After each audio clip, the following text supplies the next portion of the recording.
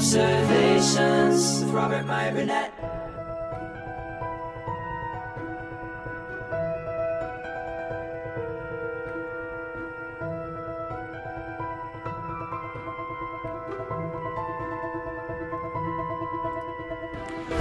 Well, greetings, imagination connoisseurs. Once again, it is I, your Duke of Dope Discourse, your master of fun and wonder, your viceroy of verisimilitude, your sommelier of sci-fi and cinema, your evangelist of the imagination, and your existential Mr. Rogers. That's right, me, Robert Meyer Burnett, and I am Robcasting it. You imagination connoisseurs, you, members of this, the Post-Geek Singularity community. This is Robservations episode number 686. You know, I get a lot of questions from people that always ask me, like, Rob, why don't you go to work on Star Trek? Why don't you show them how it's done? Or why don't you create your own TV show? Or why don't you go do this or do that in television? As if it's just something I just need to call up somebody and say, hey, I'd like to come work on the new Star Trek show. Well, TV isn't like that. TV is actually a very insular sort of a community. It takes a long time to get into television. The people that I know that basically, first of all, television is different than making movies. If you're a writer-director on a film, you're considered the auteur of that project. Whereas in TV, it's a little different. Usually, the executive producers are the people in control of television. That's the credit that you want to get. And usually, the creator of a TV show is also the executive producer, and you get the created by credit.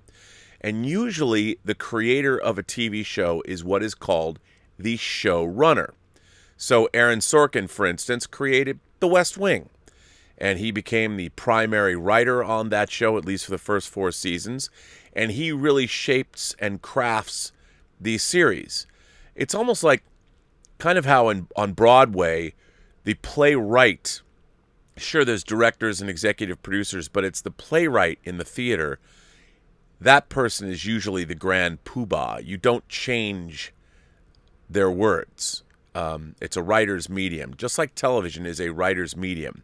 Now, my experience with television has only been, I've worked on 2 TV shows in my life. One, of course, was Femme Fatales. That was an HBO production overseen by HBO that was airing on Cinemax, their subsidiary.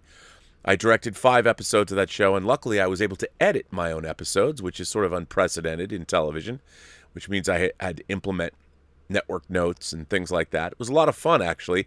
It really helped me when we were shooting 10 pages a day. We had to finish a 30-minute episode in 3 days, single camera. It was hard, and we were on location. We had no standing sets. It was brutal. And to be able to come up with coherent episodes in 12 hours, I was first hired on the show because I was given a mandate. Look, we've been going over a lot. We're bringing you on to finish these episodes in 12 hours. And my first episode I did, called Till Death Do Us Part, I did finish in 12 hours each of the 3 days that I shot. It was rough. And then I cut that episode together, and pretty much the way it was finished was the way that I directed and edited the episode. So that was fun, and I was able to do that 4 more times. I worked on the 2 seasons of the show. I directed 2 episodes in the first season and 3 episodes in the second season, including the season opener and the series finale. So that was fun. And then more recently, I've worked as the animatic editor on Netflix's and Valve's Dota Dragon's End. That's the extent of my television experience. Now, the thing is, when you're directing on a TV show, you're not an auteur. What you're there to do is you're there to continue on what the showrunner and the crew, but the creators of the series have defined as the show that you're working on. So you can't come in and say, redefine how the show's going to look. You can't bring in another DP and say, this episode, we're going to light it totally differently. That's usually not what the showrunners want. They've set the tone, and you as a director get to come in and play in their sandbox. And that doesn't mean you can't bring your own directorial flourishes to things, but for the most part, you're working in an established paradigm. what's fun about working in television is you still get to work with actors, and you still get to have a little bit of fun and hopefully bring something unique to an episode.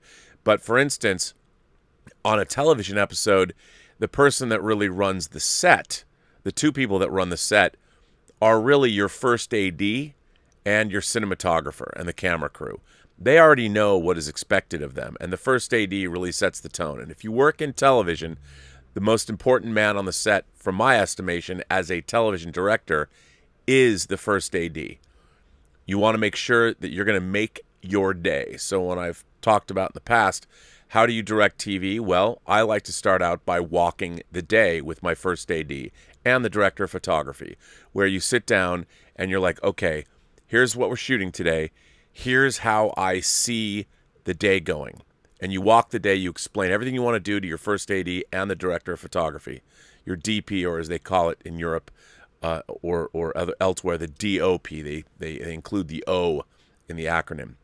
But that's what you got to do, because you have the more time you can save, the better off you are. And as a director, as long as you know exactly what you're doing and you can pre-plan, you can do better. You can make your days for sure, but you can also add any directorial flourishes you can, because your director of photography and your first AD know what you want to do, and they will help you craft those unique things that you hopefully will be bringing to whatever episode of TV that you are directing. Different with writing. See, a director is coming in to facilitate the vision of the showrunner. The showrunner is the person, as I said before, usually the writer and the creator of the show. A director, for instance, when you work on TV, you work with an editor, and then when you're done editing, you turn over your edit to the showrunners, the writer-producers of the show, the showrunner who created the show usually, and they will finish or tweak the edit. You get a chance to deliver your edit, and most of the time, for instance, on Femme Fatales, with a couple of exceptions, my episodes aired as edited. Then there are sometimes they were changed a little bit, things that I, would have not maybe changed, but that's not my show. That's not the job that you have. So one of the reasons is I've never worked in television as a writer or a showrunner, and I don't know if I ever will unless I create a TV show, which is something I do want to do at some point. But the onus and the responsibility falls on a showrunner to make sure the show is, well, good. Now, what's really interesting and what I've been fascinated by is Marvel. And one of the things that's fascinated me about Marvel is I've wondered, since their streaming shows are part of a much wider, larger tapestry, I was wondering, well, how does that work? Because the shows that they're planning, they originate, I would assume, with Marvel, and then Marvel hires people on those shows to facilitate the vision of the studio. And when it comes to a streaming series, that's not really the way it has traditionally worked in television. And I've always wondered about that. Well, lo and behold, there is an article that was in Variety, and it talks about this very thing. And I have to say that I was fascinated by this. And I'd like to share it with you, because it's pretty crazy. And you know what? I might not be able to. Let's see if I can. Maybe I can put it here. This is purely me sharing something with you guys that I was interested in for my own edification, but I did find it quite interesting. Let me see if I can make this work here so you won't see me, but you'll see this article as I read it. And I found this really... No, it's not going to let me do that. Maybe I can do it. Is this enough? Well, you'll see me read some of it. So here's an article that was in Variety that somebody brought to my attention. I figured I'd share it because it answered questions that I have about how do these shows run. And when they want to make changes, for instance, Falcon and the Winter Soldier, because of COVID, there were things that were adjusted. But this article is very interesting. And Adam B. Very wrote it. Marvel Studios' Disney Plus shows don't use showrunners, and that has some TV writers worried. Back when giant crowds would gather in convention halls, Marvel Studios president Kevin Feige stood on the stage of the D23 Expo in Anaheim in 2019 to present Marvel's inaugural slate of television series for Disney+, including The Falcon and the Winter Soldier. Before inviting stars Anthony Mackie and Sebastian Stan onto the stage with him, Feige introduced the show's core creative team. "I would love you to meet our head writer, Malcolm Spellman, and our director, Kari Skoglund," Feige said. It was a subtle moment, easy to miss amid the spotlights and propulsive music, but Feige's use of the title head writer for Spellman rather than showrunner or creator wasn't just a cosmetic affectation. It represents a real and meaningful difference in how Marvel Studios is approaching the leadership structure that TV has traditionally used for decades, in which one, or occasionally two, writer-executive producers quite literally run the show.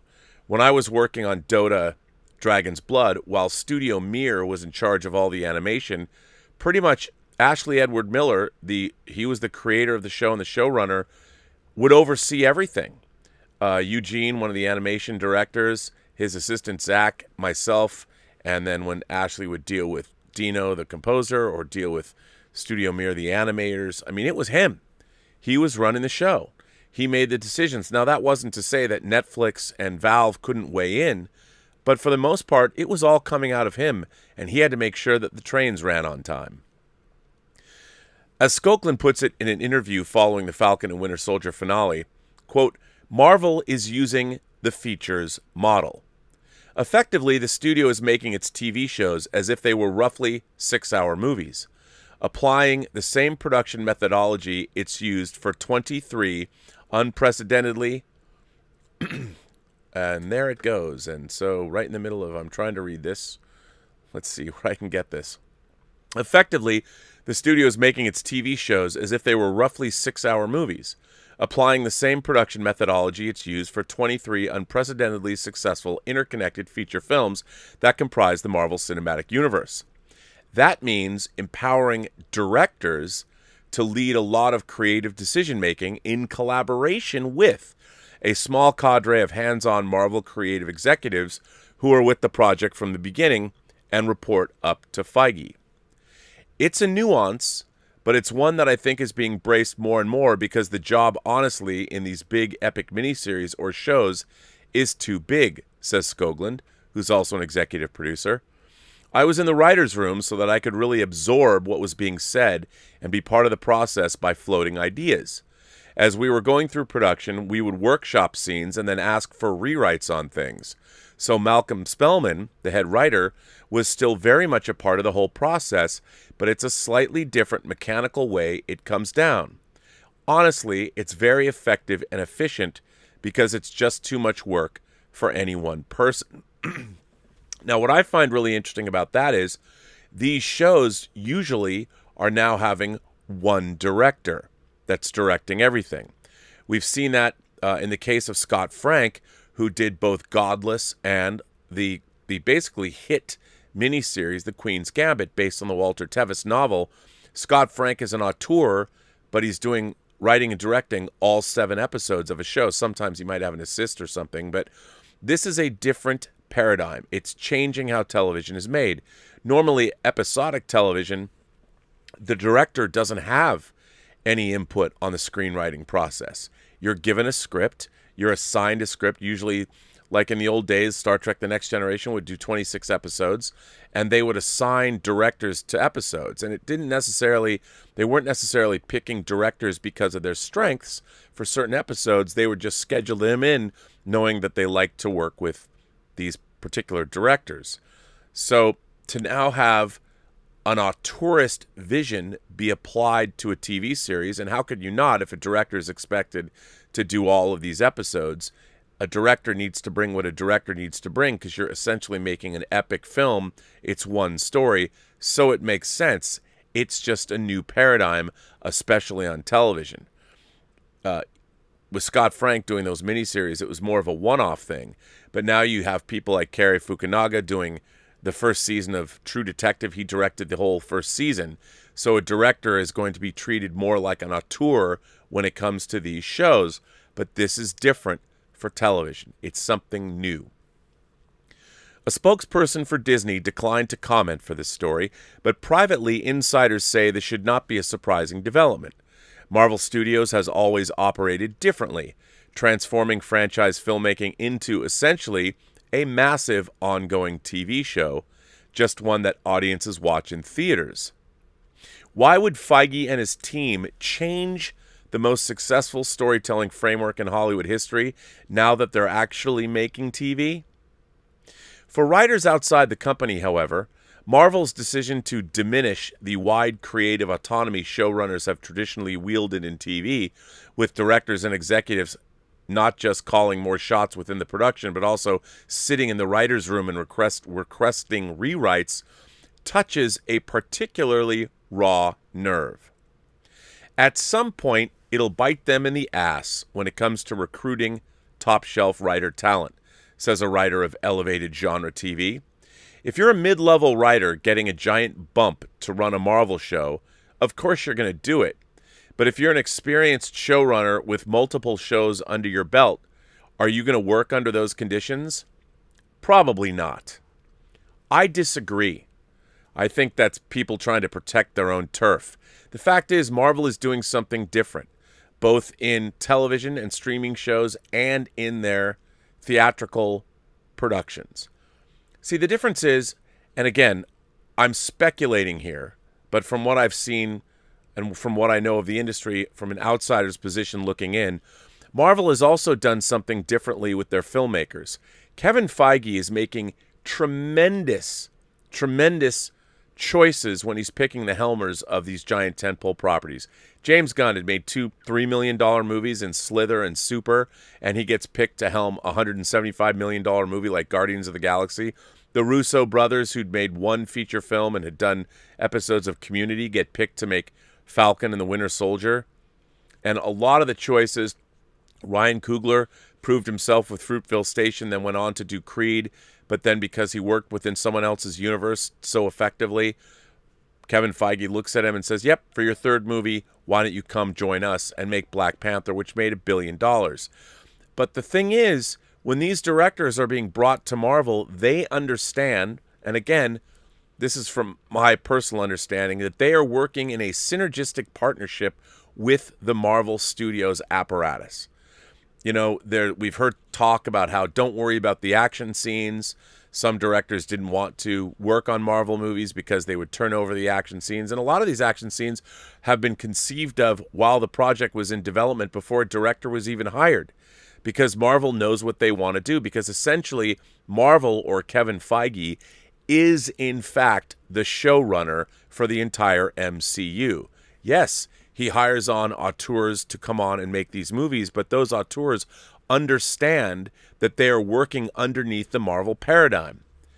And what television writers will also come to understand is they're traditionally, usually just like directors on the feature side are considered auteurs that control everything, so too are television showrunners. They're used to controlling everything as well. But if you want to come in and further develop and become a head writer on a Marvel show, you're not going to have the traditional power that a normal showrunner would have. So it's a whole different thing. And I disagree, this anonymous person who says probably not. Well, that's somebody protecting the old paradigm of how television is made. Marvel is both changing the way movies are made and the way TV is made, because they are essentially, as this article points out, making one large tapestry of a story. Everything feeds into everything else. Kevin Feige, Louis D'Esposito, Victoria Alonso, they're the showrunners. And for me, I find this actually exciting, because if you're working within the Marvel paradigm, you understand that. You professionally would know that that's what you're traditionally going to do. Another Emmy-winning writer puts it even more bluntly. I will never work on a Marvel TV show. They do have a showrunner. It's Feige, which is fine. I just wouldn't want to work that way. That's all.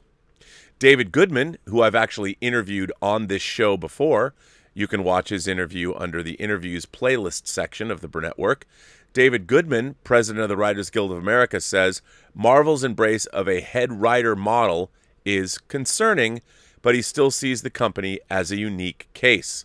Well, Mr. Goodman is not only a good man and a funny guy and a very talented writer, he's also correct when he says it's a unique case.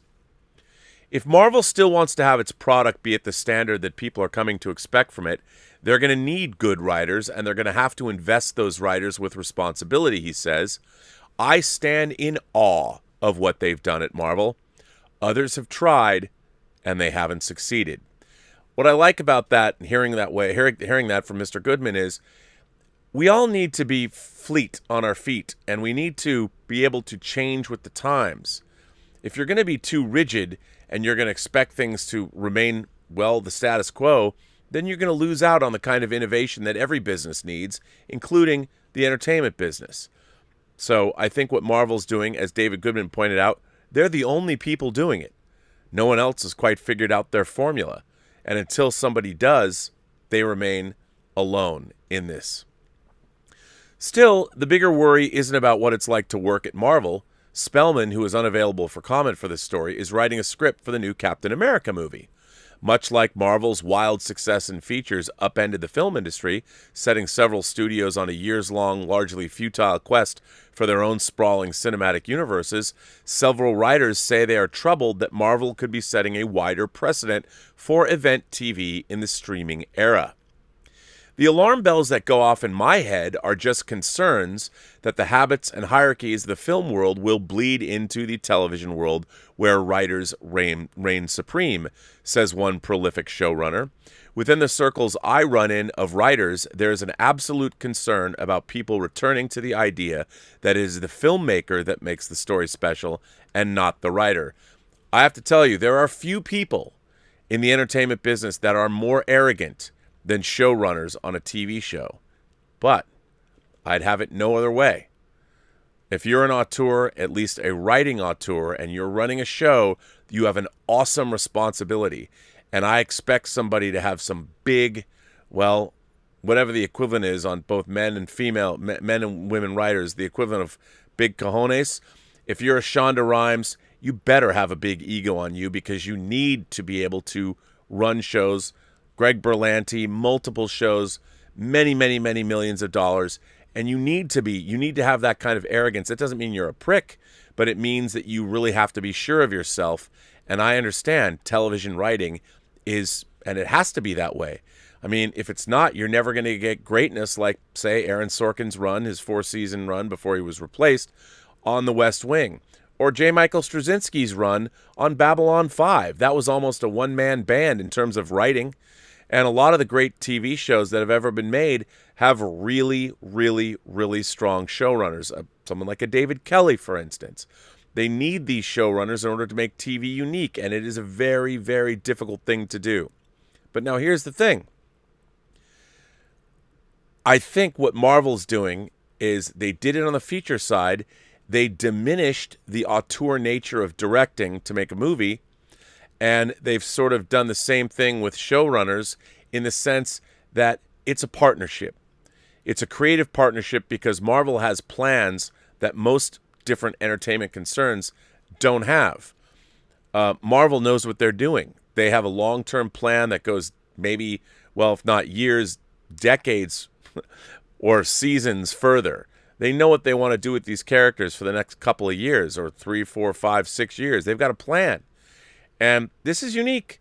So I don't necessarily think that what Marvel's doing is going to somehow diminish the role of all TV showrunners, because anybody that works in television now knows that in order to make great television, you need great showrunners. You don't need to diminish them necessarily. Marvel is, as David Goodman said, a unique case.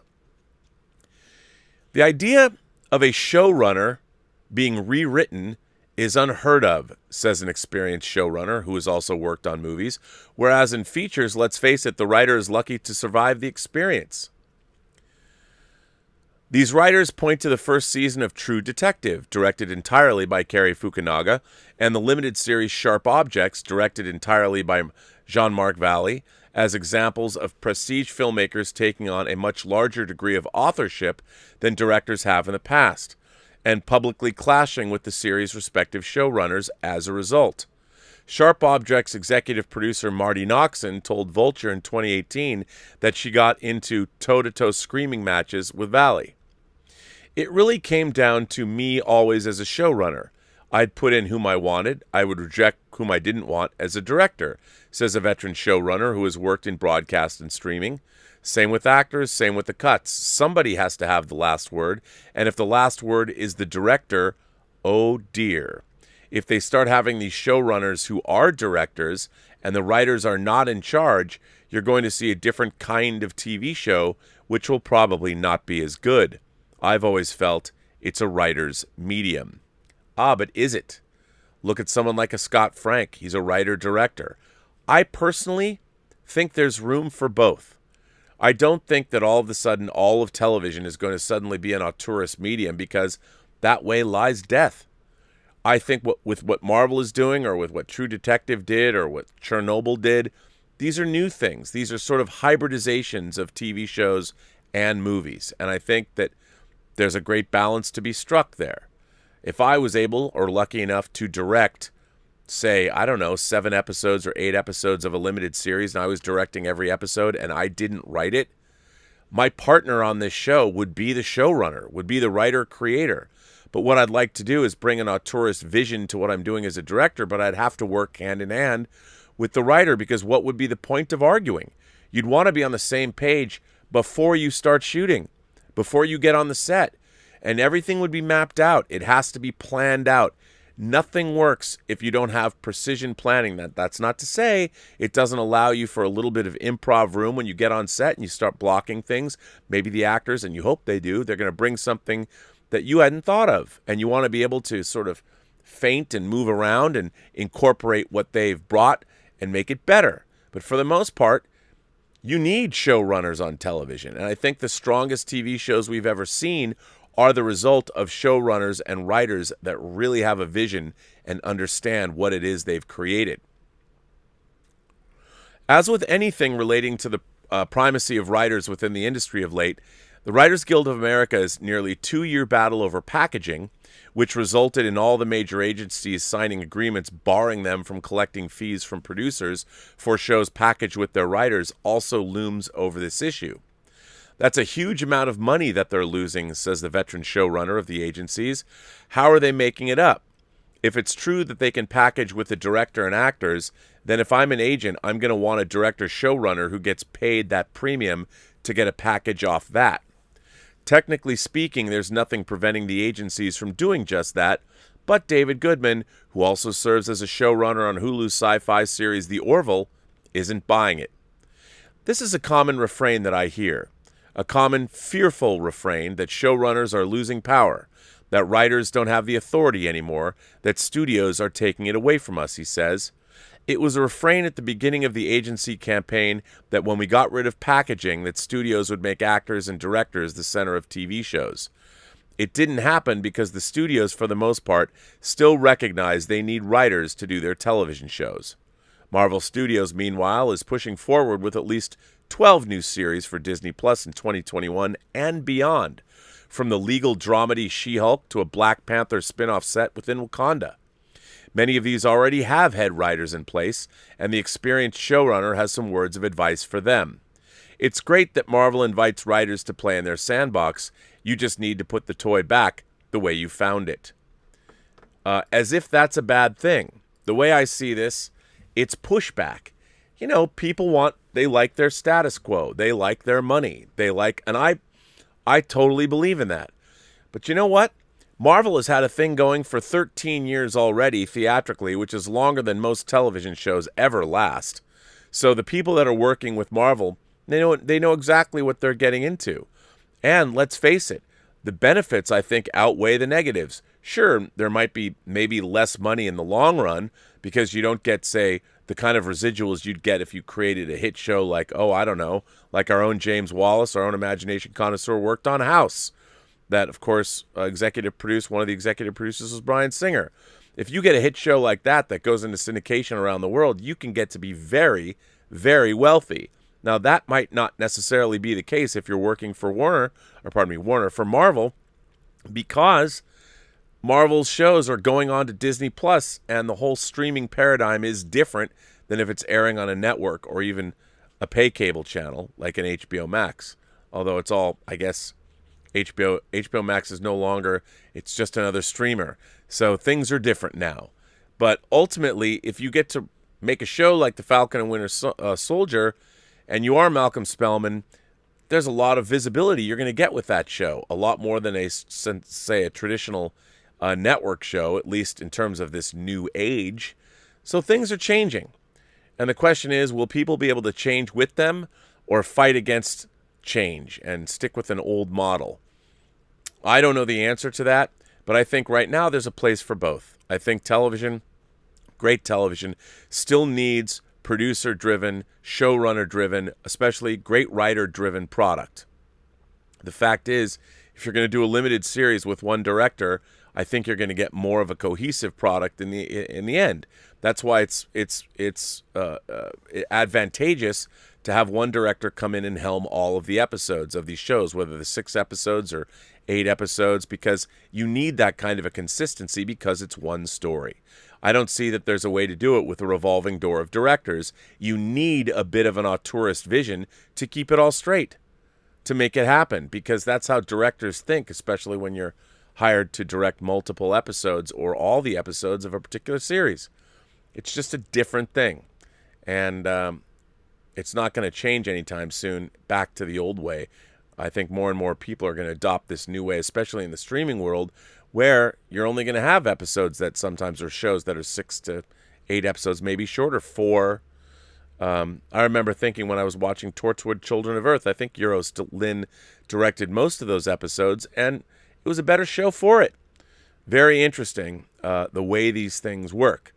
But I think Marvel has always been pioneering, and they have 13 years of hits behind them, and with an average box office gross for 23 movies of $1 billion. And who doesn't want to work with them? I understand there's fear.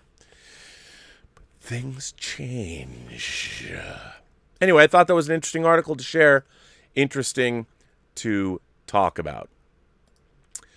Let's get into what you're saying. You know who wrote in another letter? Undead Sick wrote in another letter. Hello, Robert. I wanted to send this letter to you in order to find out how you feel on my take about one of my favorite franchises. I'm actually talking about the Alien franchise. I'm a huge fan of the movies, and Ellen Ripley was one of my big childhood heroes, with the exception of Alien Resurrection, of course. I thought it was shameful what they did with Ripley in that movie. Now, I've recently watched Prometheus and Alien Covenant once again, since I own them both on Blu-ray. And I know I have a very unpopular opinion about them, but I actually really like both movies. I love the idea of going back and diving into everything we didn't know before, like the engineers. Yes, I even love the origin of the alien they gave to us.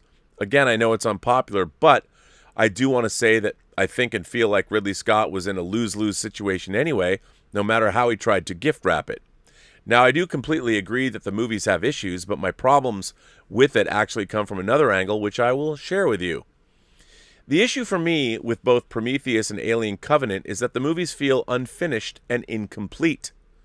That sounds a little weird, but let me elaborate. By the way, I totally agree with you. I feel like both movies miss a lot of important information that should have been in there.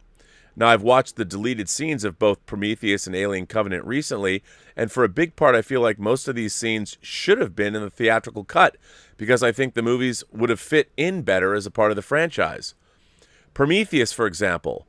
Why isn't the extended intro of the engineers in the movie? There are scenes where the crew find a lifeless, mutated worm exposed to the black liquid, and where crew members find a shedded skin from the hammerpedes. Wouldn't you want to incorporate that to give it a bigger alien feel? Not to mention the extended five-field attack, where he actually looks and acts more like a xenomorph. There's also a bigger scene between Wayland and Vickers, along with a small intro to Janek. The same goes for Alien Covenant. The extended prologue between Wayland and David, a longer scene between Oram and Daniels, as well as a longer funeral for Jacob and a flashback scene with Daniels and Jacob. There are also more scenes of Engineer City, for example, Personally, I'm really bummed out when I watch these scenes because I think the movies would have been better if they were actually included. I have the unrated version of Paul Anderson's Alien vs. Predator, in which you can watch the movie with the deleted scenes added back into it, and believe it or not, the movie's better for it, in my opinion. As a movie critic and fan, my big problem with Prometheus and Alien Covenant is that both movies reek of studio interference. Not to be disrespectful towards anyone, but that's how I feel about them. So what do you think of my approach for Prometheus and Alien Covenant, and do you agree or disagree with me? In closing, I continue to follow your channel loyally, and you keep making great content. Greetings from the Netherlands, Undead Sick. Well, Undead, a great letter, I have to say. Look, I have I've been on record as saying that I think Alien is pretty much a perfect movie. As far as sci-fi horror, haunted house in space, perfect verisimilitude, I think Alien is one of the more stunning achievements in genre cinema. It holds up even to this day. I think the only thing that betrays anything about it is the fact that the computer screens and the graphics look a little old. But it really doesn't matter to me because maybe that's just what a spaceship looks like in the future. It doesn't take place in our future. It's an alternate future. So why we expect a movie like Alien to look like our future is beyond me. The same was true, I felt, of Blade Runner. It wasn't taking place in our world. It was taking place in an alternate world that had more of an analog future, which is why when they embraced the analog future in Blade Runner 2049, I was all for it. See, to me, Alien being a perfect movie, one of the things about Alien that makes it so great is part of the whole point of the movie is out there in the cosmic void, there are things that humanity will never know the answer to. Just like we'll never know exactly the answer, I guess, to our questions about existence. Like Spock said, is this all I am? Is there nothing more? Well, that's what Lovecraft was writing about, like Cthulhu, the great old ones. And one of the things I loved about Alien is when I first saw it, here was a spaceship that doesn't represent anything traditional. The derelict spaceship they found on the surface of LV-426. There's nothing there that was a traditional spaceship design. When you go in, H.R. Giger's biomechanoid design work and seeing the space jockeys sitting in what presumably looked like some kind of whether it was an observatory, a telescope, or a weapons platform, or indeed he was the space jockey driving the ship, it didn't look like it was anything traditional that we'd ever experienced before. And then, of course, you descend into the bowels of the ship and you find and see the thousands and thousands of eggs. Well, those questions should never have been answered. The title of the movie is, in fact, Alien. And with that, and when you're referring to illegal aliens, that's one thing, but the cosmic void type of aliens that you don't know where they come from, that's something else. And that's really exciting. And I think there's no need to explain where these creatures come from. Now, in Aliens, we saw an expansion of that thought, and it worked really, really well. James Cameron made basically a war film, a siege movie, and I thought it was terrific. And it didn't diminish the first Alien at all. What I find so interesting and frustrating, I think Prometheus is one of the most beautiful science fiction films ever made. But like you pointed out, first of all, when the scientists land on the engineer's planet or the engineer's weapon platform or whatever, you know, there's all of these things that don't make a whole lot of sense. And the characters act stupidly. And when that happens, it loses all credibility. Like, I would much rather have seen a team of people that act like the scientists and say, oh, I don't know, the Andromeda strain. When they're dealing with an extraterrestrial virus, the scientists in the Andromeda strain are really good at their jobs. And it seems like the people on the Prometheus, when they land on the surface of the alien planet, they immediately become, well, kind of dumb. And I don't understand it. And the one thing about Alien, the first Alien, yeah, these characters are essentially blue-collar, workaday people. They're basically 18-wheelers. They're hauling their cargo, and they're a cross between truck drivers and oil workers, and they really knew their jobs. When the Nostromo sets down on LV-426 and things happen, all of those people know exactly what to do. They were blue-collar, salt-of-the-earth people, but you never for a minute, they're never portrayed as being anything less than great at their jobs. And then they're facing an alien xenomorph, which is way beyond their pay grade, and they still step up and they're able to credibly take on this threat, even though the threat, they don't even know how big it is, so it gets the best of them. But you never for a moment in Alien sit there and go, why did you do that? There's never a moment where somebody's, I mean, sure, Harry Dean Stanton goes and looks around for the cat, but even he doesn't know what he's facing. So we're scared, but it's not like he's doing something wantonly stupid. It's not when you see like vagina head, whatever, alien, the what did you the hammer peed, when it opens up, you know, oh, I'm going to touch this thing. I mean, these are supposed to be scientists. So many things in Prometheus and Alien Covenant just turned out to be, well, I thought, kind of dumb. Also, the idea that you have a paranoid android or a psychopathic android who decides to create life and all this with delusions of grandeur, a narcissistic psychopath, it kind of goes off the rails and sort of defeats the purpose of what's going on there. And I think that, you know, if you wanted to introduce some alien race that's going to be the people, the progenitors of us, however they did it, a lot of it didn't make a whole lot of sense. I mean, just because you dump DNA into the river doesn't mean it's suddenly going to spawn human beings. I mean, a whole biosphere plays into that. And I just thought that was part of the problem with Prometheus. The idea of Eric von Däniken and Chariots of the Gods and all that could have been neat. I just don't think it was handled very well. Not only that, I just think all they did was demystify the alien in the first place. And I felt sad about that. But I can understand there is a lot to like about Prometheus, and every time I put it on, I'm entertained by it. I just sit there and go, why is this not better? But I can understand it. I don't want to dismiss the fact that you like the films because there's a lot to like in them. It is Ridley Scott, so they're great to look at. I just think that a lot of it could be better. But you know what? We as human beings, I think one of our great shortcomings is doing prequels and sequels. We have this weird, innate sort of desire to find out, well, where did it come from? The idea that we're never going to know is never going to sit well with us, which I think is strange since so many of us are so religious. And I guess we believe that the afterlife is going to give us all the answers. But who knows? This one comes from Colin L. Colin L says, oh, hi, Rob. You've mentioned how 2 hours of entertainment is 2 hours of entertainment. I'd like to add my thoughts. I like to watch YouTube. I probably watch more YouTube than movies or television at this point. There are some caveats, though. I almost always watch YouTube or listen to a podcast at double speed. And I'm almost always doing something else, like washing the dishes or walking the dog.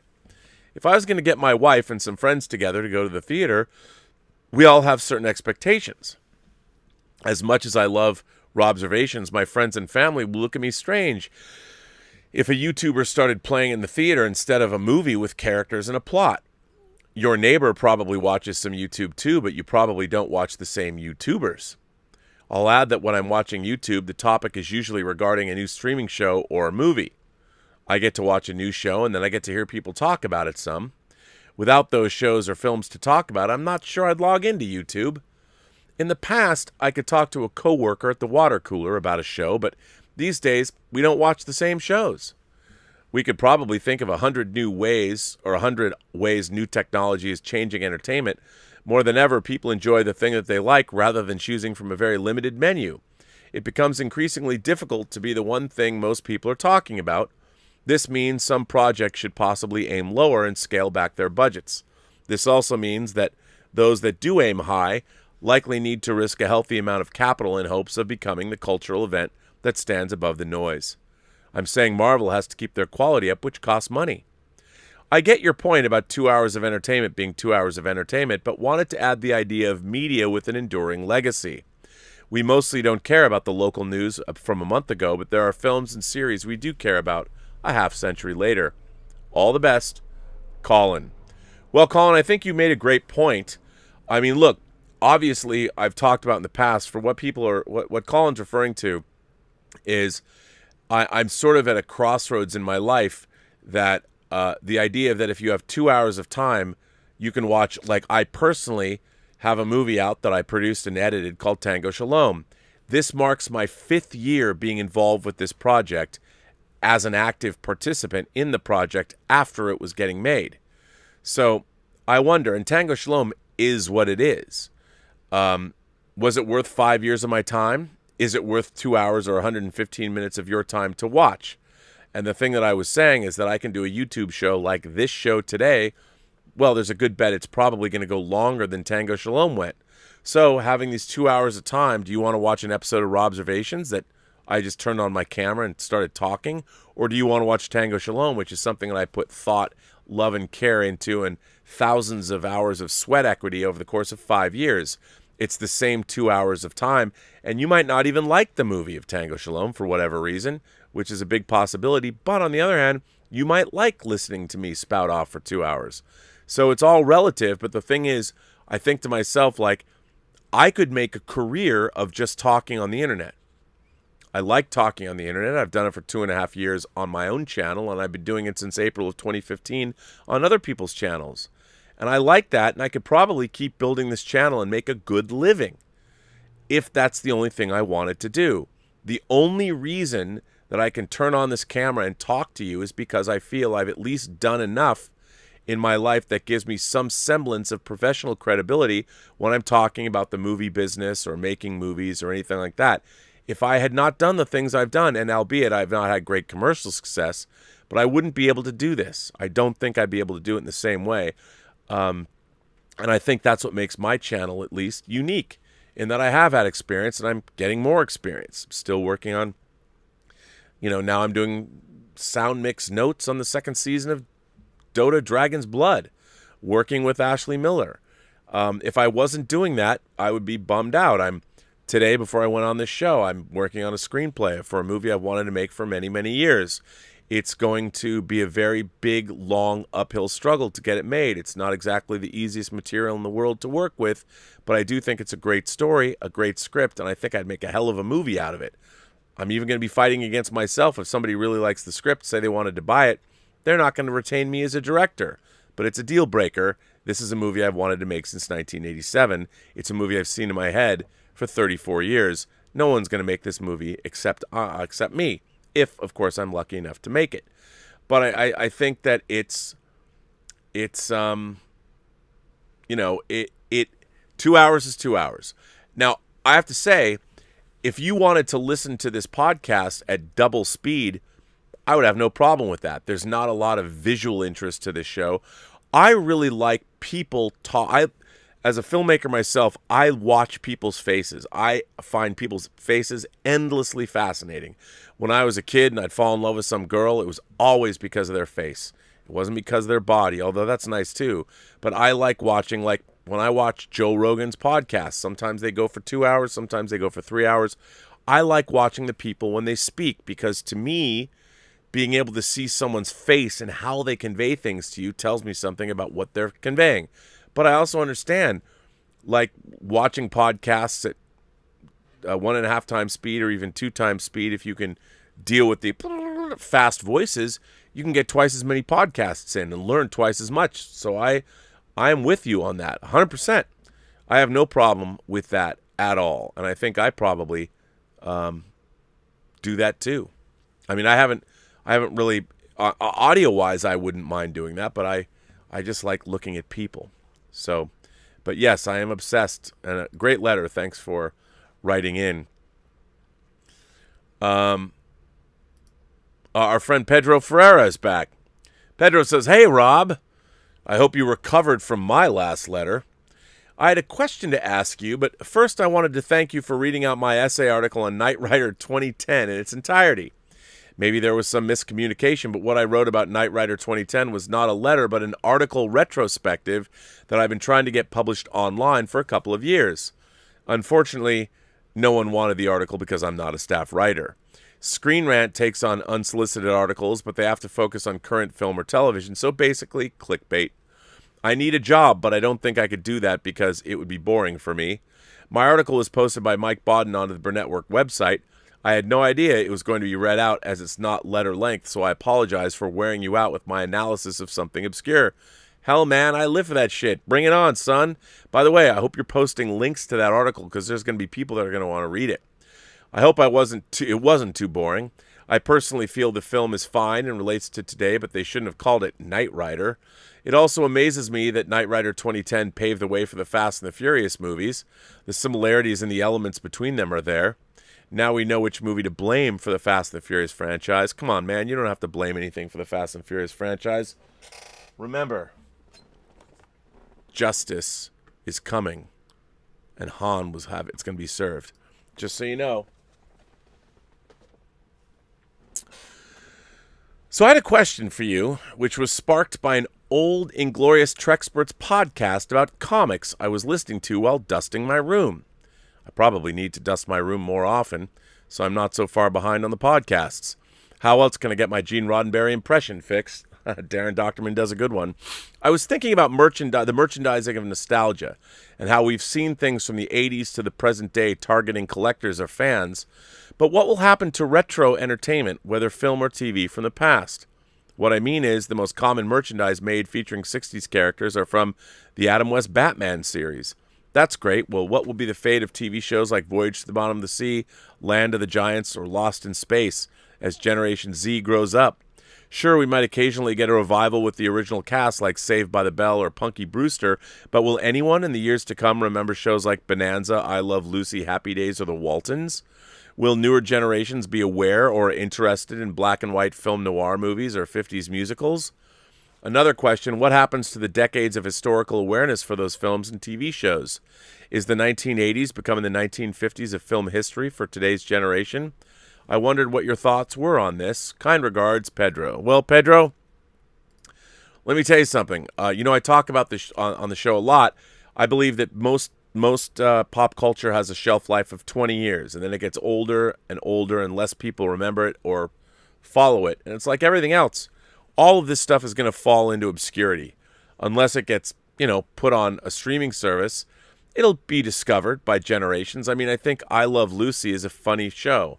And I think now something is happening. I think that younger people are finding their way. There's so much out there to watch now. Eventually, people will find their way into these things.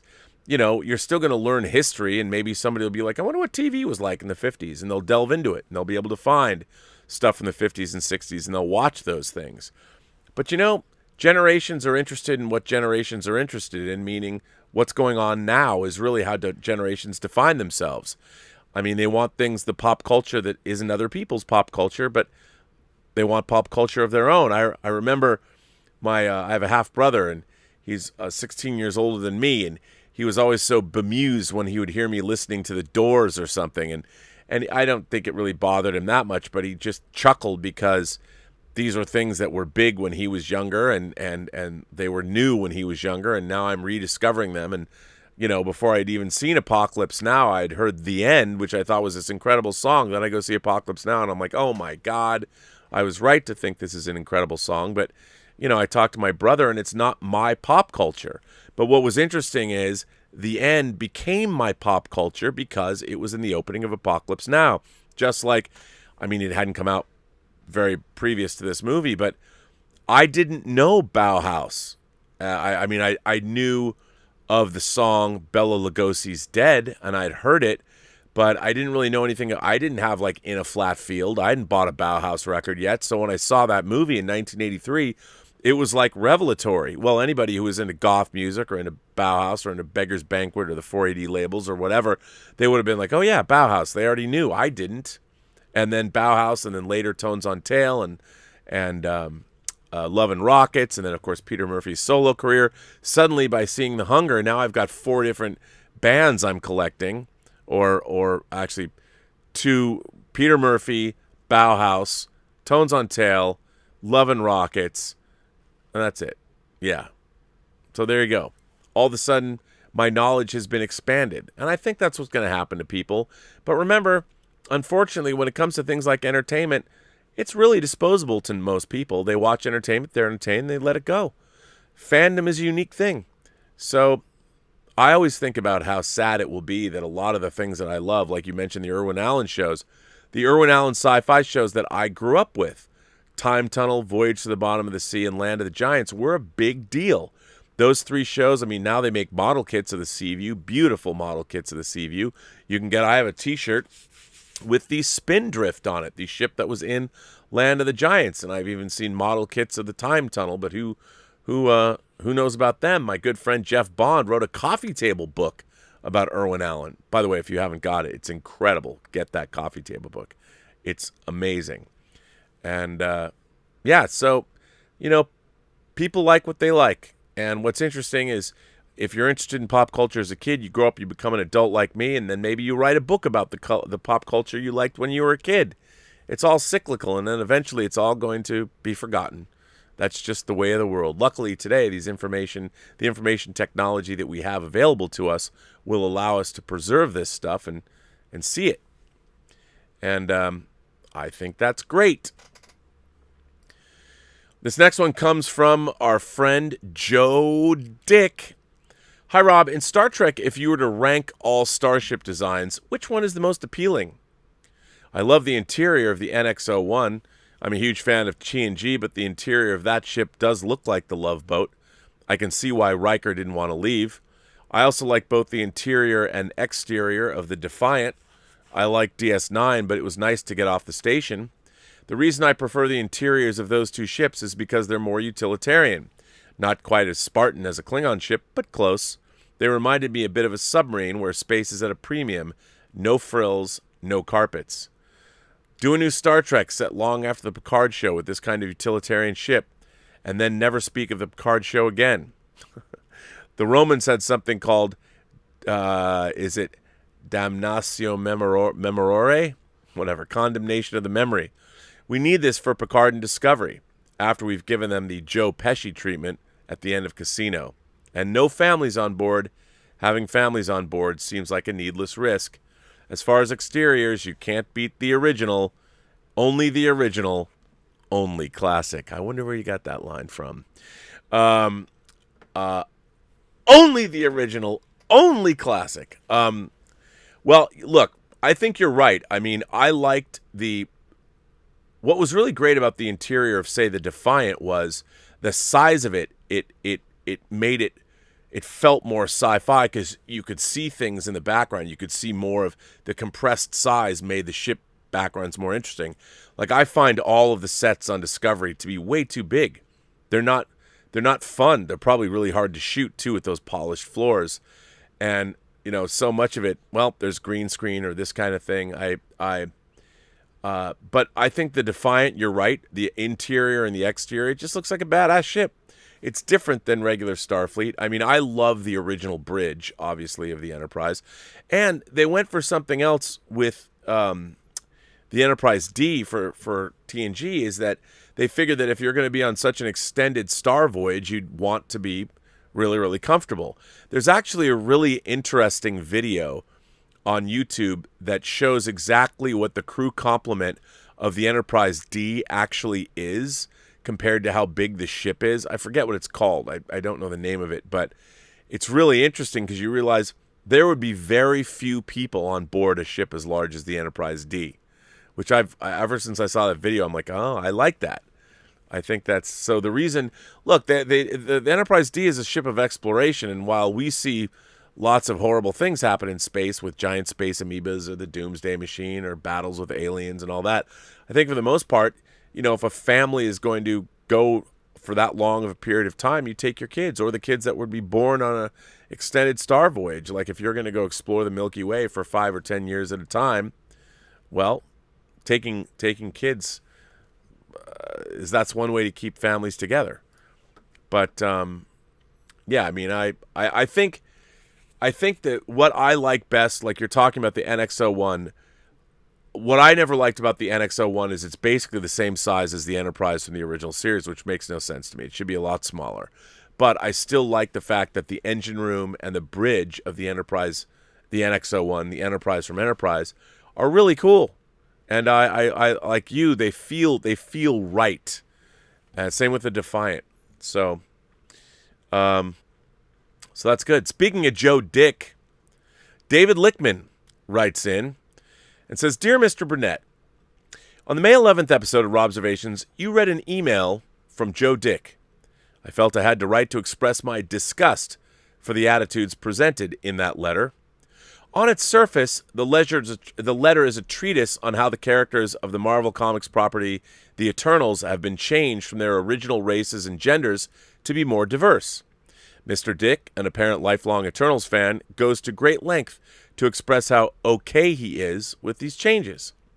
A half-century of experience has taught me that the harder someone tries to convince you that they're okay with something, the less okay they actually are. But that's neither here nor there. Let's take him at his word and accept that he's perfectly fine with the diverse makeup of the upcoming movies. Now, how does Mr. Dick begin his letter? But doesn't this cast look too old to play the ageless immortals? Ah, yes, the last acceptable prejudice. Ageism. How very enlightened of you, Mr. Dick. Why is that actor is too old an acceptable sentiment, while that actor is too black will get you run out of town on a rail, and rightly so? Age is no more under an individual's control than their race or gender or sexual orientation. Even body shaming has become taboo, and a person can control their body image infinitely more than their age. Sooner or later, everyone will find themselves far older than they ever expected, if they're lucky. And when Mr. Dick gets there himself, I hope that by the time the casual discrimination against what he has no control over has become a thing of the past. David Lichtman. David, a good point. And I have to say that was the one. Like I've liked our beloved Joe Dick has been writing lots of letters lately, and I've been there for them. I like them. I don't believe that necessarily. I read a lot of letters from people that might object to the way things are in the comics. Even I thought it was strange that Joe mentioned the age of the characters, because honestly, I'm a big Eternals fan, and it never really occurred to me, because if they're, like, in my mind, I'd look at all the characters and go, okay, well, you just stopped aging at whatever age. Like, I've often thought, here's something I've daydreamed about. I've often thought about becoming immortal. Like if I was bitten by a vampire or something, which I would be totally there for. If I could get 1,000 years, even 500 years, hell, even a couple more 100 years, I would take it. I would take that. But I've often thought, like, if I was immortal, I'd like to be immortal at like age 35, or better yet, maybe 42, where I still could be in relatively great health, but old enough and mature enough to get away with whatever it is I wanted to get away with for the next 1,000 years. But to me, I mean, I just assume that in the movies, the Eternals can be however they want to look. I don't know how they're going to explain that yet, so the age thing didn't really bother me. I can understand, as being a comic book purist, how it might bother you, but it never bothered me. I understand, look, I think when people are talking about, there's something very strange going on in this day and age when it comes to comic book characters.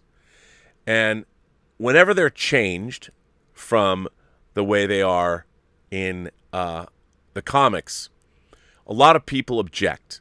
And then the people in the larger world see those objections as being a certain way. Like, the obvious now, we've heard that the new Superman is going to be black and Ta-Nehisi Coates is writing Superman. Well, I think that there's a lot of people that grew up with Superman as a favorite fictional character. And what they want is they want to see more Superman movies on the big screen. And they like, say, right now, Henry Cavill is Superman, and they'd love to see Henry Cavill again. But they want to see a Superman that has been the character that they've identified with for their whole lives. Now, I don't necessarily think that a person who objects to suddenly making a black Superman is racist because someone's making a black Superman movie. Maybe that's the case, but I think it's not necessarily that. I don't always go to a default position that, that person is necessarily racist. I think that what they're doing is like, Superman is a very traditional character. He's been around in the American consciousness since the late 30s. He's been here for a lot of other people. And when someone decides, we're going to make a big budget movie with a black Superman, I think the idea is that, oh, great, we're going to take something that's been pure in my life. And when I say pure, a lot of people are going to go, wait, Rob, does this have a racial connotation to? No, it's not like that. When I say pure, I mean, he's a fictional character that people have internalized and people have been a fan of for so long. And then when someone comes in and changes that character, obviously changing Superman into a black Superman brings in a whole other kettle of fish that's different. But it would be however you change the character. People don't like Superman being a murderer like they perceived him to be in Man of Steel. They have a very traditional view of Superman, and that's what they want. And I think that I get that. I understand because they've grown up with it. It's comfort food. They want that character to bring them the joy that they've always been brought by that character. And by doing things like, oh, suddenly you can't gender swap or race swap a character and not beg the question, why have you done this? What are you going to do about this? And my answer or my question will always be, I certainly hope you have a great story to tell, which is why you're doing it. But to me, just gender swapping a character, I'm like, well, is that for you to do? Is that for you to decide? I guess you can if you're working for the owners of that character, but it always seemed strange to me. But that's only with things that I particularly care about. Like, I remember there was a guy I used to talk about Battlestar Galactica with incessantly. He was a monster fan of the original show. It meant so much to him. And when we were talking about the Battlestar Galactica reboot that David Icke and Ron Moore were doing, I was like, the original Battlestar Galactica was not a great show. I was a huge science fiction fanatic when I watched it, obviously, but even I recognized whenever it was on, 78, so I was probably 10, 11, yeah, I think so, 12 maybe. When I was watching it, even I could recognize there are some things about it that are really impressive, but a lot of it was not very good. But somebody who was younger than me who really loved Battlestar Galactica, we would go around and around about the fact that I thought it was interesting that they were making Starbuck a woman, because I had no dog in that hunt. I didn't care. I'm like, just give me a good story. Ron Moore's written some great Star Trek. If he's rebooting Battlestar Galactica, it'll be interesting to see where it goes.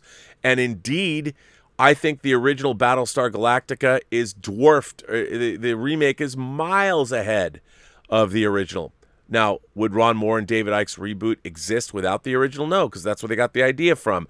But they took the concepts that were in the original Galactica and they made them far more plausible than they ever were in the show, the original series.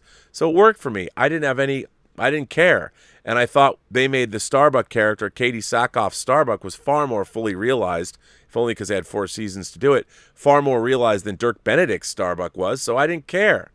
But I think that's what happens sometimes. Look, if you're gonna give me a black Superman, for instance, you tell me a great story, you give me a great character, and you give me a reason, you incorporate a reason why the character is suddenly black. Don't just give me a reboot of, I mean, you're addressing it by doing the gender swap, or you're doing the race swap in the first place. You're doing it for a reason. You're not just telling another story because, as many people say, that's tokenism and kind of racist. You've got to have a reason, or at least the story is going to examine what would a black Superman have to deal with that a white Superman wouldn't. Because you can't tell the world that, listen, a black Superman comes to the earth and people are going to treat him differently than they treat, say, white Superman, especially in America. So you better incorporate that into the character. So for me, I don't mind how you change the characters around. I don't care if you gender swap. I don't care if you race swap. You want to swap religion. Just do it well and give me a reason why you've done it. And hopefully what you write and what you direct and what you make is going to illuminate the human condition in a new way. And the story then will be deemed worth being told, I guess, in my own mind. So I think, David, I don't think Joe Dick is meant anything by it, but I think having, read the comics recently, there's talking about the age. It's true because that is a factor in these characters. But is it a big factor? I mean, look, when they cast Hugh Jackman as Wolverine, there was a lot of fan derision because Wolverine's like 5 feet tall. How's Colossus going to pick him up and throw the fastball special when he throws Wolverine claws out like a sentinel? How are you going to do that when Hugh Jackman is a big, strapping, handsome man? Well, you're not. The idea of Wolverine, maybe more so than any other sci-fi or any other comic book character brought to the screen, that was a reimagining of Wolverine, literally from the ground up. And a lot of people didn't dig it. Now, once you meet Hugh Jackman playing Wolverine, then it's like, oh, any concerns I had about his height or what he's supposed to be are alleviated, at least for most people, because they realize, okay, in the confines of this iteration of X-Men, a 6 foot and change tall Wolverine works fine. And so when they tried to do the fastball special in the Danger Room in X-Men The Last Stand, not so much. But, you know. Anyway. But thanks for writing in. Appreciate the letter. Omar94 writes in and says, "Hi, Rob, moderators, and Post-Geek Singularity. One viewer, Horace Wimp, recently sent in a letter where he asked for recommendations for science fiction-related entertainment. I thought about that and had some suggestions. For films, there are a lot of great science fiction movies, so if I were to name a few, I would say Terminator 1 and 2, Alien and Aliens, the original Total Recall, the original RoboCop, the first Men in Black, Gattaca, and Blade Runner. For television, I would go with certain episodes relating to science fiction. There are many science fiction-related Twilight Zone episodes to check out, such as The Monsters Are Due on Maple Street, Will the Real Martian Stand Up, The Obsolete Man, and To Serve Man. How about on Friday we leave for home? Those are the ones I thought of first. Thanks and live long and prosper." Omar, this is a good list, but I think I would say that this is a list that isn't obscure enough. I think these are very mainstream movies that people can find on their own. I always liked it, and this is not a criticism, by the way. I've always liked it when I'm able to tell somebody something that's maybe off the beaten track.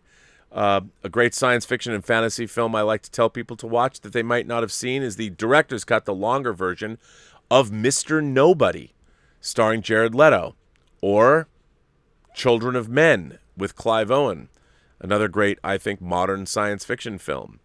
Ex Machina, Alex Garland's Ex Machina, or Moon. You know, I would tend to go to second-tier movies like that because everybody can find the mainstream films. You know, you find the films that, or our beloved Aniara, the Swedish film. Of course, that movie, you better not be depressed when you watch it, otherwise I can't be responsible for what happens. But those are all good suggestions, and I want to thank you for writing in.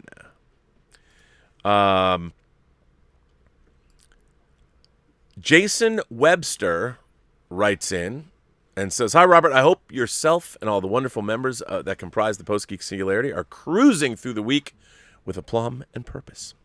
I want to begin by saying I meant to include Christopher Plummer's role in Star Trek VI: The Undiscovered Country in my letter concerning my choices for the world's best film actors. I do like his performance in that film very much. It was so great to see such a seasoned theater-trained actor with experience of Shakespearean roles play a Klingon with scenes of him reciting Shakespeare. I've always felt that was extremely cool. I allowed myself to be distracted as I was writing the letter, as I had people coming and going from my office, including half a dozen parcel deliveries. I should have been a little more focused. Damn, I can't believe I let that slip. I should have picked up on that. Here's a list of my favorite films released between the years of 2010 and 2020. I love these films for a myriad of reasons: cinematography, production design, editing, score, and good performances. I really enjoy these films, and I constantly refer to them when people ask me the question, what are your favorite films? So without further ado, here's the list. 2010, 13 Assassins, Bedeviled, The Housemaid, The Social Network, The King's Speech, Green Zone, Man from Nowhere, OSS 117, Lost in Rio. Amen. I got that Blu-ray from France. Letters to Juliet, Splice, Salt, The Expendables, Gothic, Lolita, and Psycho. Gothic, Lolita, Psycho is one movie. I don't know Gothic, Lolita, Psycho, but I'll watch it. Anything called Gothic, Lolita, Psycho, does that have sex and death in it? I'm in. 2011, War of the Arrows, Silenced, Senna, Harikiri, Death of a Samurai, The Help, The Ides of March, Warrior, Hannah, Crazy Stupid Love, Sherlock Holmes, A Game of Shadows, Soul Surfer, Paul, Rango, and X-Men First Class. 2012, Argo, Masquerade, The Thieves, As One, Lincoln, Zero Dark 30, Architecture 101, Painted Skin Resurrection, Dread, Brave, Rurouni Kenshin, and A Werewolf Boy. 2013, Cold Eyes, Way Back Home, The Grand Master, Miss Zombie, Rush, Mama, Oz the Great and Powerful, 42, Evil Dead, Insidious Chapter 2, The Conjuring, The Hobbit, The Desolation of Smaug. 2014, The Admiral Roaring Currents, The Royal Tailor, Over Your Dead Body, Godzilla, Guardians of the Galaxy. 2015, Our Little Sister, Assassination, The Assassin, The Beauty Inside, Memories of the Sword, The Man from U.N.C.L.E., The Big Short, oh yeah, The Silenced. 2016, The Handmaiden, Train to Busan, The Wailing, I have all three of those on Blu-ray, Canola, The Accountant, I have that on Blu-ray, Hacksaw Ridge, Steel Rain, and Zootopia. I don't know why I feel the hat throw in that. Oh, I've got these on Blu-ray. 2017, The Villainous, Blade Runner 2049, 1987, When the Day Comes, Heart Blackened, A Special Lady, The Fortress, and Deadpool. 2018, Shoplifters, Crazy Rich Asians, Bohemian Rhapsody, Default, The Great Battle, The Witch, Part 1, Subversion, The Negotiation, Ilang, Wolf Brigade, The Meg, The Nun. 2019, Joker, Innocent Witness, The Farewell, Kingdom, Bring Me Home, Ashfall, Godzilla King of the Monsters, Alita Battle Angel, and Hustlers. 2020, Innocence, First Love, Pawn, Beasts Clawing at Straws, The White-Haired Demon Lady, The Old Guard, and The Freaky. As everyone can see, my absolute favorite film for each year is predominantly Asian. War of the Arrows, Cold Eyes, The Admiral Roaring Currents, The Handmaiden, The Villainous, and Innocence are all South Korean. 13 Assassins, Our Little Sister, and Shoplifters are Japanese films. What about The World of Kaneko? Even overall, my favorite films are predominantly Asian. The last decade has seen films from that region that have exhibited substantial quality and sophistication, and in many cases even exceed content released from major Hollywood studios, especially from South Korea and Japan. China, too, cannot be left out of this equation.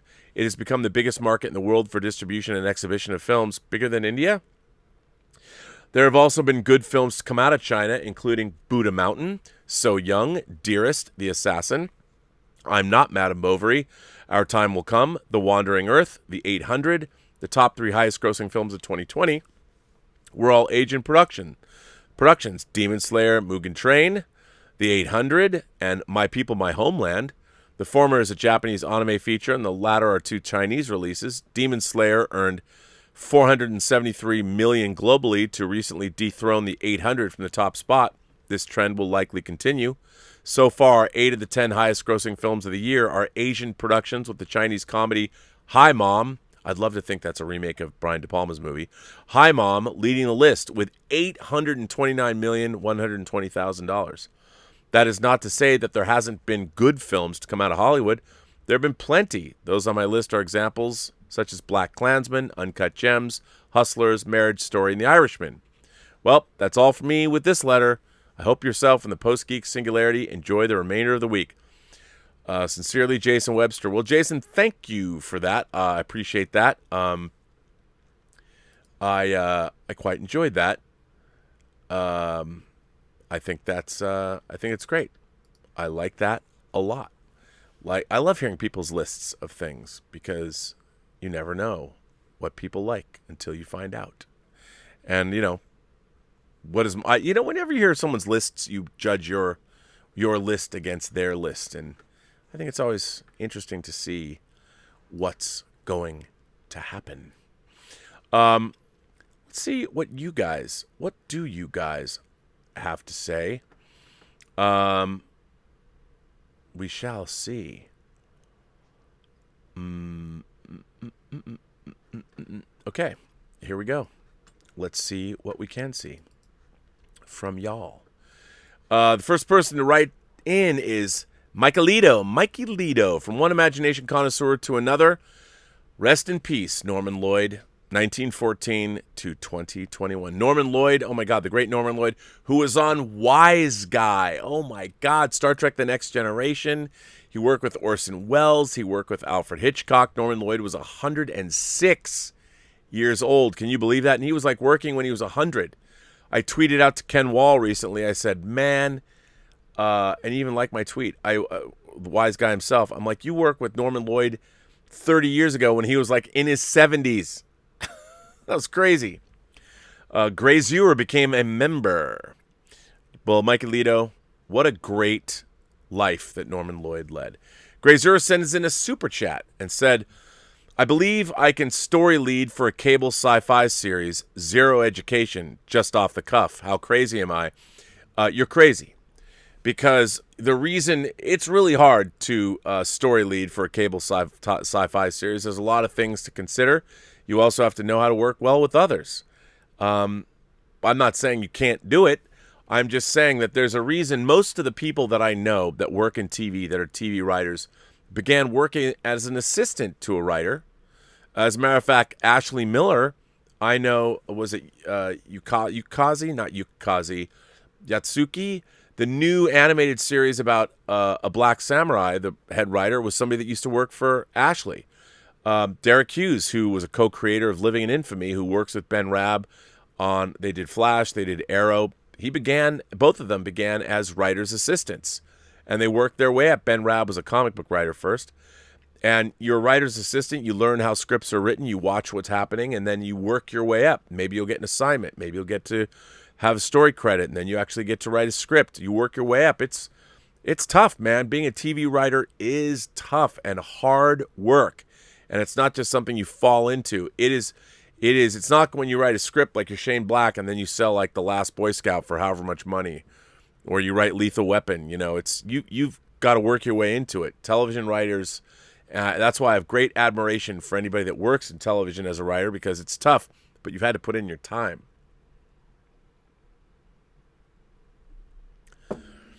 Willow's referring to something John Campia tweeted out. Willow says, "So Rob, what would you have done if you were sitting in a restaurant and you overheard someone at a table next to you say, 'Is Spock the one who says nanu nanu?' Will you ever be returning?" Well, here's the thing, Willow. As a fan and also as a person that is mindful of working with the public, I can't expect everybody to have a working knowledge of pop culture. So if someone asks if Mr. Spock was the person who said nanu nanu, I wouldn't get that mad at them. And if I was just overhearing it, I would chuckle about it and tell somebody later, or do what John did and tweet it out. But that doesn't bother me. I've heard Mr. Spock referred to as Dr. Spock, Star Trek as opposed to Star Trek. I mean, my whole life I've been dealing with, I guess I would call them fan malapropisms, maybe. I don't know if that would be quite the right term, but it wouldn't bother me because, not everyone's a fan. I learned a long time ago, there's a lot of fans that just expect everybody to know things. But there's a lot of people that could give a rat's ass. I go home to Seattle, my hometown, when I meet or work, find old friends, and we go hang out. Nobody ever asks me about Hollywood. Nobody ever asks me about, have you met famous people? I mean, I used to maybe get that, but now everyone's like, hey, man, how's it going? How's your life? What's going on? Nobody's like, tell me about working in Hollywood. Nobody cares. So it doesn't bum me out. However, if somebody that I knew, I do think that the funny thing about that is I would think that anybody with a cursory knowledge of pop culture or just the culture you live in general would know the difference between Mork and Spock. Because that's a huge divide. How would you not know that? Thinking that Spock would say nanu nanu, that's a big divide. Make Mine Marvel sends in a tip and says, similar to the comics, Marvel will indeed attract top talent. Great writers and artists work for Marvel Comics under the editorial hand of Stan or Roy Thomas and became superstars. They were still able to flex their artistic muscles. It works. Couldn't agree more. It's a creative challenge. And look, the rewards are commensurate. Look at that.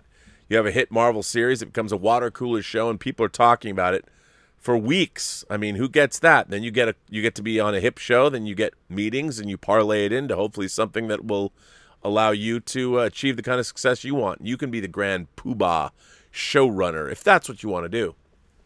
Royce Freeman sends in a super chat and says, if an actor drops out of a film and you already have an ending shot, can you use their footage since they were paid and just use body doubles to finish? Sure. That should be in their contract. Absolutely. Look, if you've hired somebody for a movie and paid them, you can use their footage as long as you have a work release. It should be a work for hire agreement that they've signed. You can do whatever you want. Nothing they can do. So, yeah, no problem. You just got to make sure that your contract is ironclad with them.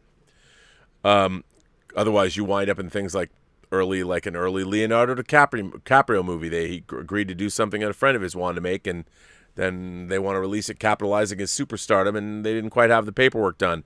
That's why it doesn't matter what you deserve. It only matters what you negotiate and what is on paper.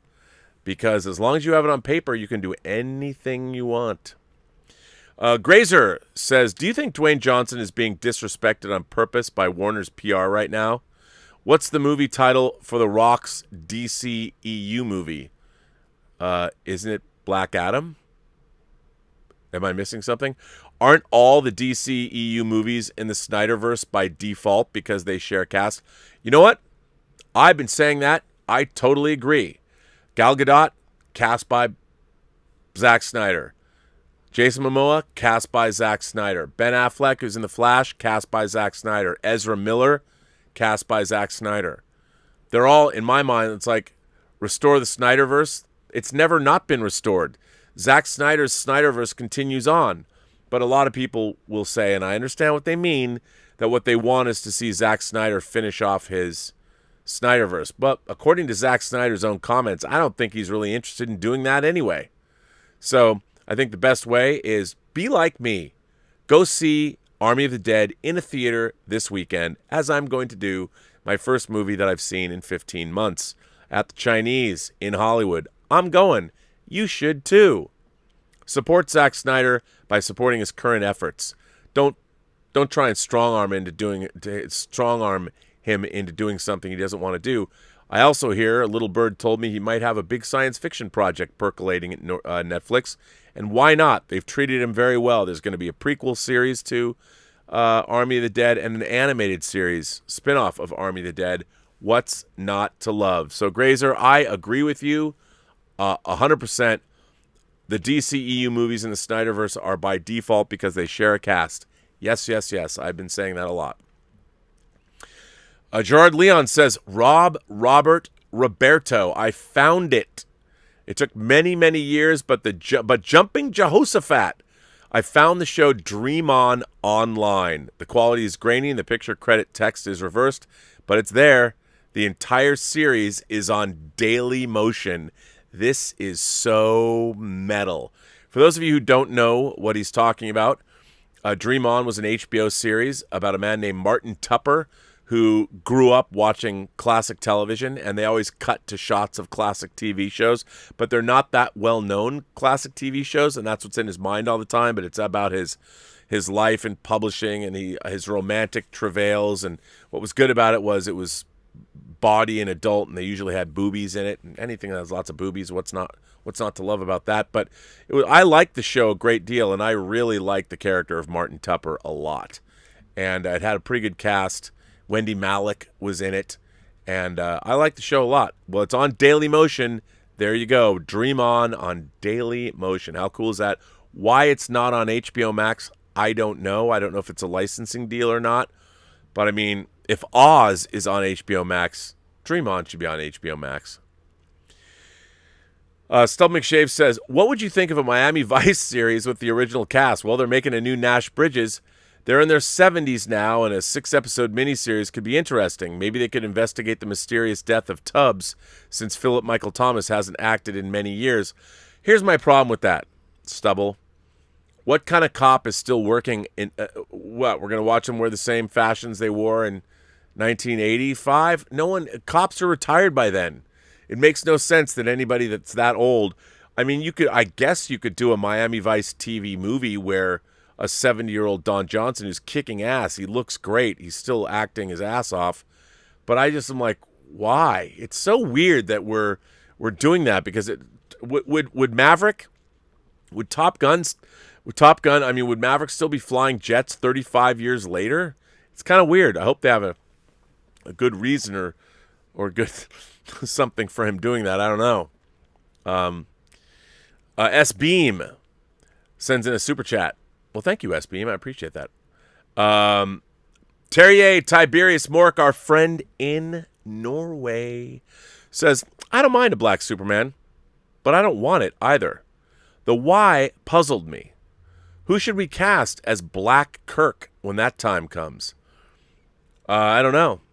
That's a good question. It's such a strange thing. I mean, like, black people, correct me if I'm wrong, black folks watching this right now, don't you want new characters?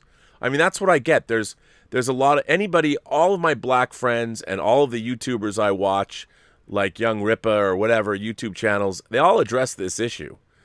And what I think what black people want as far as representation goes is characters they can call their own. Characters that represent them. If you race swap Superman, it's like you're not fooling anyone. It's not like suddenly the black community is going to embrace a black Superman because he's black. No, they want some new character that they can embrace. Somebody new. Somebody that maybe a black creator came up with in the first place. I mean, you get Ta-Nehisi Coates. Ta-Nehisi Coates is even a divisive figure within the black community. So, I mean, it's weird to me that a guy like, when you have a white producer, very powerful producer, and J.J. Abrams comes along and wants to spearhead the race swapping of a character like Superman. I mean, is he trying to live up to some agenda? Is he trying to prove a point to people? Why not create a brand new character that hopefully will become as iconic as Superman? Or, how about creating a new character that I, as a middle-aged white guy, am proud to have a Hot Toys figure of? A guy like Chad Boseman, who's so beautifully brought Black Panther to life. I have Killmonger, I have Black Panther, I have Shuri. I am, of course, not black. But I can look at these characters, and especially the way Ryan Coogler directed, or the Russo brothers directed Ryan Coogler, or directed Chad Boseman to play back Black Panther. Even me, as a middle-aged white guy, I love that character. I love the way Chad Boseman played him. So I go out and I admire Black Panther. I don't want somebody to like race swap Black Panther and make him a white dude. No, in my mind, Black Panther, Chad Boseman is that character. It's weird. I don't know, but maybe I'm wrong. I would really like to ask the question. I mean, I know we have black viewers, Alexander Wilson, obviously Claudius. I would love to know, what do black Americans or black folks from around the world, people of color, think of race swapping Superman to make him black? I mean, why not make him Asian? Why not make him East Indian? I don't know. Why just black? I mean, and I find that interesting. You want to change the race of a character. We've already seen Superman crash down to Earth in the Soviet Union in Red Sun. That was interesting. Superman raised as a communist. I like that story. I thought it was really good. What would happen if Superman crashed into communist China?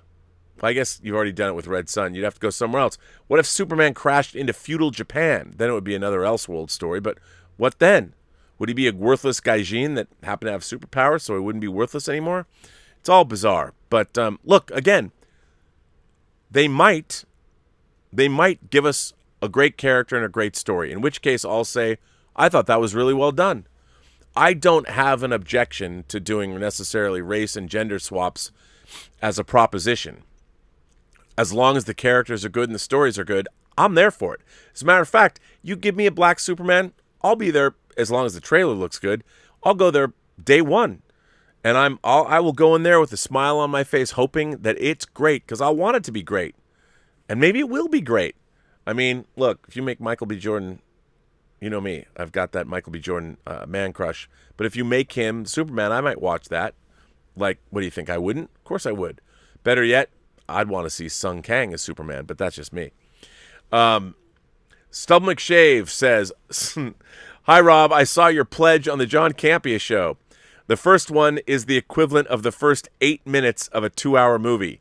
It's an introduction primarily seen from one perspective with approximately 80% of the POVs. Wow, that's interesting. Uh-oh. Well, for what Stubble's referring to is somebody asked, I don't know, maybe it was Stubble, but somebody asked about the Wheel of Time series, and I brought up Stubble and his great love for the Wheel of Time and how he'd sent me the first book. So it's exciting. Well, speaking of Alexander Wilson says, knowing Ta-Nehisi Coates' previous work, it would be hard for me to see anything he writes as tokenization unless it was interference from the studio. My dad always told me to always trust talented people And I will with the upcoming Superman movie. I agree with that, Alexander, but I don't know if his run on Black Panther and Captain America bodes well for his Superman script. I mean, I told you I've read one book by him, and it was a great book, but it wasn't exactly superheroes. So, yeah. Sarah G. Molly sends in a tip and says, my grandma and I saw you on the John Campea show today. Well, please say hello and give my best to your grandmother. Well, we were taken aback. It seems pretty obvious that Emily Blunt is just grumpy because they probably don't want her and her husband. Could be. You might be right about that. I don't know. I did watch the video. I think she was either grumpy or maybe she's just fed up with asking that question, or maybe she can't say anything until they announce it. And kind of like the Obi-Wan Kenobi series that was in prep for how long, when they finally announced it, I'm sure Ewan McGregor's like, well, he was like, finally, I can mention this. My God. I mean, and maybe she's just fed up. Who knows? Maybe they've cast someone else and it bums her out. I like Emily Blunt a lot. Of course, John Krasinski I like too. So I'd like to see that. Terrier Tiberius Mork comes back and says, no one wants White Panther. I know. Nobody does. Also, it really wouldn't make sense because Wakanda being an African nation and all that. But I'm just saying, as an example.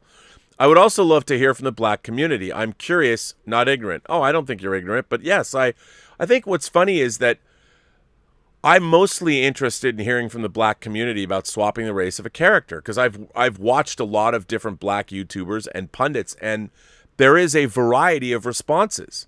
Surprisingly, there's a lot of negative responses that I thought it would be more in favor of such a thing, but no, they're all over the spectrum.